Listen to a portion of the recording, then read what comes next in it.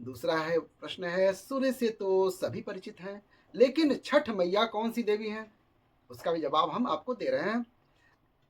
छठ या सूर्य षष्ठी व्रत में किन किन देवी देवताओं की पूजा होती है?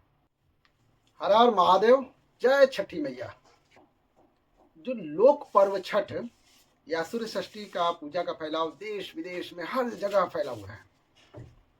इसके बावजूद देश की बहुत बड़ी आबादी इस पूजा की मौलिक बातों से अनजान है। इतना ही नहीं, जिन लोगों के घर में भी जो व्रत होता है उनके मन में भी उसे लेकर कई सवाल उठते हैं। तो हम षष्ठी पूजा के कुछ सवालों के सटीक जवाब हम आपको देने जा रहे हैं। छठ या सूर्य षष्ठी व्रत में किन किन देवी देवताओं की पूजा होती है? देखिए, इस व्रत में सूर्य देवता जो कि प्रत्यक्ष दिखते हैं और सभी प्राणियों के जीवन के आधार हैं, सूर्य के साथ साथ षष्ठी देवी या छठ मैया की पूजा होती है। पौराणिक मान्यता के अनुसार षष्ठी माता संतानों की रक्षा और दीर्घायु बनाती हैं। इस अवसर पर सूर्यदेव की पत्नी उषा और प्रत्युषा को भी अर्घ्य देकर प्रसन्न किया जाता है। छठ व्रत में सूर्यदेव और षष्ठी देवी दोनों की पूजा साथ साथ की जाती है। इस तरह ये पूजा अपने आप में बेहद खास है। दूसरा है प्रश्न है, सूर्य से तो सभी परिचित हैं, लेकिन छठ मैया कौन सी देवी हैं? उसका भी जवाब हम आपको दे रहे हैं। देखिए, सृष्टि की अधिष्ठात्री प्रकृति की देवी एक प्रमुख अंश को देवसेना कहा गया है। प्रकृति का छठा अंश होने के कारण इन देवी का एक प्रचलित नाम षष्ठी देवी को ब्रह्मा की मानस पुत्री भी कहा गया है।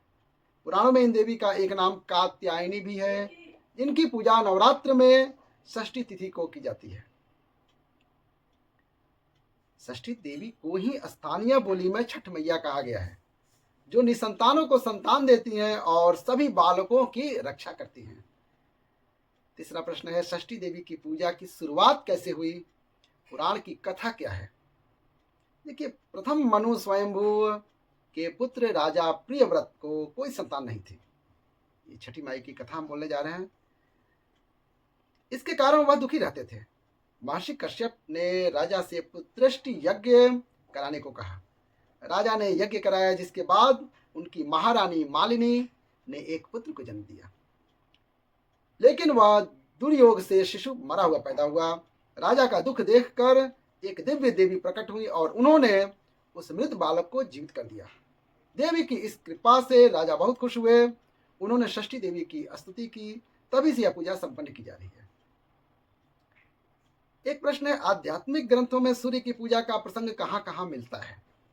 देखिए, शास्त्रों में भगवान सूर्य को गुरु भी कहा गया है। पवन पुत्र हनुमान ने सूर्य से ही शिक्षा पाई थी। श्री राम ने आदित्य हृदय स्तोत्र का पाठ कर सूर्य देवता को प्रसन्न करने के बाद ही रावण को अंतिम बाण मारा था और उस पर विजय पाई थी। श्री कृष्ण के पुत्र सांब को कुष्ठ रोग हो गया था, तब उन्होंने सूर्य की उपासना करके ही रोग से मुक्ति पाई थी। सूर्य की पूजा वैदिक काल से काफी पहले से होती आई है। सनातन धर्म के अनेक देवी देवताओं के बीच सूर्य का क्या स्थान है? अच्छा प्रश्न है। सूर्य की गिनती उन 5 प्रमुख देवी देवताओं में की जाती है जिनकी पूजा सबसे पहले करने का विधान है। पंचदेव में सूर्य के अलावा अन्य 4 श्री गणेश, दुर्गा, शिव और विष्णु, इनकी पूजा सबसे पहले की जाती है। प्रश्न है, सूर्य की पूजा से क्या क्या फल मिलते हैं? पुराण का क्या मत है? देखिए, भगवान सूर्य सभी पर उपकार करने वाले अत्यंत दयालु हैं। वे उपासक को आयु, आरोग्य, धन धान्य, संतान, तेज, कांति, यश, वैभव और सौभाग्य देते हैं। वे सभी को चेतना देते हैं। सूर्य की उपासना करने से मनुष्य को सभी तरह के रोगों से छुटकारा मिल जाता है। जो सूर्य की उपासना करते हैं वे दरिद्र, दुखी, शोकग्रस्त और अंधे नहीं होते हैं। सूर्य को ब्रह्मा का ही तेज बताया गया है। धर्म, अर्थ, काम और मोक्ष, इन चारों पुरुषार्थों को देने वाले हैं, साथ ही पूरे संसार की रक्षा करने वाले हैं। इस पूजा में लोग पवित्र नदी और तालाबों आदि के किनारे क्यों जमा होते हैं? देखिए, सूर्य की पूजा में उन्हें जल से अर्घ्य देने का विधान है। पवित्र नदियों के जल से सूर्य को अर्घ्य देने और स्नान करने का विशेष महत्व बताया गया है। हालांकि यह पूजा किसी भी साफ सुथरी जगह पर की जा सकती है। प्रश्न है, छठ में नदी तालाबों पर भीड़ बहुत बढ़ जाती है। भीड़ से बचते हुए व्रत करने का क्या तरीका हो सकता है? देखिए, इस भीड़ से बचने के लिए हाल के दशकों में घर में ही छठ करने का चलन तेजी से बढ़ा है। कई लोग घर के आंगन या छतों पर भी छठ व्रत करते हैं। व्रत करने वालों की सुविधा को ध्यान में रखकर ऐसा किया जाता है। एक प्रश्न, ज्यादातर महिलाएं ही छठ पूजा क्यों करती हैं? देखिए, ऐसा देखा गया है कि महिलाएं अनेक कष्ट सहकर पूरे परिवार की कल्याण की न केवल कामना करती हैं, बल्कि इसके लिए तरह तरह के यत्न करने में पुरुषों से आगे होती हैं। इसे महिलाओं के त्याग तप की भावना से जोड़कर देखा जा सकता है। छठ पूजा कोई भी कर सकता है, चाहे वह महिला हो या पुरुष, पर इतना जरूर है कि महिलाएं संतान की कामना से या संतान के स्वास्थ्य और उनके दीर्घायु होने के लिए यह पूजा अधिक बढ़ चढ़कर पूरी श्रद्धा से करती हैं। एक प्रश्न है, क्या यह पूजा किसी भी सामाजिक वर्ग या जाति के लोग भी कर सकते हैं क्या? देखिए, सूर्य सभी प्राणियों पर समान रूप से कृपा करते हैं। वे किसी तरह का भेदभाव नहीं करते हैं। जो सूर्य का प्रकाश एक गरीब के पास जाएगा, उतना ही प्रकाश एक अमीर के पास जाएगा। इसमें कोई भेदभाव नहीं है। इस पूजा में वर्ण या जाति के आधार पर कोई भेद नहीं है। इस पूजा के प्रति हर वर्ग जाति में गहरी श्रद्धा देखी जाती है। हर कोई मिलजुल कर साथ साथ इसमें शामिल होता है। हर जाति धर्म के लोग इस पूजा को कर सकते हैं। क्या पूजा में कोई सामाजिक संदेश भी छिपा हुआ है? छठ पूजा में कोई सामाजिक संदेश छिपा हुआ है? देखिए, सूर्य षष्ठी व्रत में लोग उगते हुए सूर्य की भी पूजा करते हैं, डूबते हुए सूर्य की भी उतनी ही श्रद्धा से पूजा करते हैं, अर्घ्य देते हैं। इसमें सभी तरह के संकेत छिपे हुए हैं। ये पूरी दुनिया में भारत की आध्यात्मिक श्रेष्ठता को दिखाता है। इस पूजा में जातियों के आधार पर कहीं कोई भेदभाव नहीं है। समाज में सभी को बराबरी का दर्जा दिया गया है। सूर्य देवता को बांस के बने जिस सूप और डाले में रखकर प्रसाद अर्पित किया जाता है, उसे सामाजिक रूप से अत्यंत पिछड़ी जाति के लोग बनाते हैं।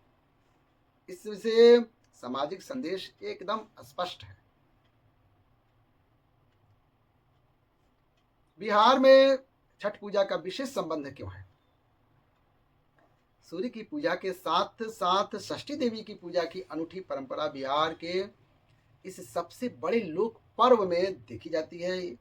यही बात इस पूजा के मामले में प्रदेश को खास बनाती है। बिहार में सूर्य पूजा सदियों से प्रचलित है। सूर्य पुराण में यहाँ के देव मंदिरों की महिमा का वर्णन मिलता है। यहाँ सूर्यपुत्र कर्ण की जन्म स्थली है, अतः स्वाभाविक रूप से इस प्रदेश के लोगों की आस्था सूर्य देवता में ज्यादा है। बिहार के देव सूर्य मंदिर की खासियत क्या है? देखिए, सबसे बड़ी खासियत यह है कि मंदिर का मुख्य द्वार पश्चिम दिशा की ओर है, जबकि आमतौर पर सूर्य मंदिर का मुख्य द्वार पूर्व दिशा की ओर होता है। मान्यता है कि यहाँ के विशेष सूर्य मंदिर का निर्माण देवताओं के शिल्पी भगवान विश्वकर्मा ने किया था। स्थापत्य और वास्तुकला के दृष्टिकोण से यहाँ के सूर्य मंदिर बेजोड़ हैं। कार्तिक महीने के अलावा यह पूजा साल में कब की जाती है? देखिए, कार्तिक के अलावा छठ व्रत चैत्र शुक्ल पक्ष में चतुर्थी से लेकर सप्तमी तक किया जाता है।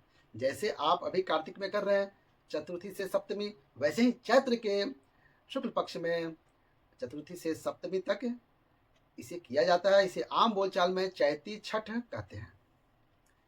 एक प्रश्न है, इस पूजा में कुछ लोग जमीन पर बार बार लेट कर कष्ट सहते हुए घाट की ओर क्यों जाते हैं?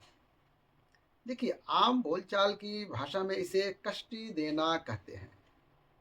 ज़्यादातर मामलों में ऐसा तब होता है जब किसी ने इस तरह की कोई मन्नत मांगी हुई हो और वो मन्नत पूरी हो जाती है, तो लोग इससे कष्टी देना, अपने आप को कष्ट देते हैं। 4 दिनों के चलने वाली छठ पूजा में किस किस दिन क्या क्या होता है, ध्यान दीजिएगा। कार्तिक शुक्ल चतुर्थी को व्रत की शुरुआत नहाय खाए से होती है। इस दिन व्रत करने वाले घर के सारे लोग चावल, दाल और कद्दू से बने व्यंजन प्रसाद के तौर पर ग्रहण करते हैं। वास्तव में यह अगले 3 दिन तक चलने वाली पूजा की शारीरिक और मानसिक तैयारी है। दूसरे दिन कार्तिक शुक्ल पक्ष की पंचमी को शाम में मुख्य पूजा होती है। इसे खरना बोलते हैं।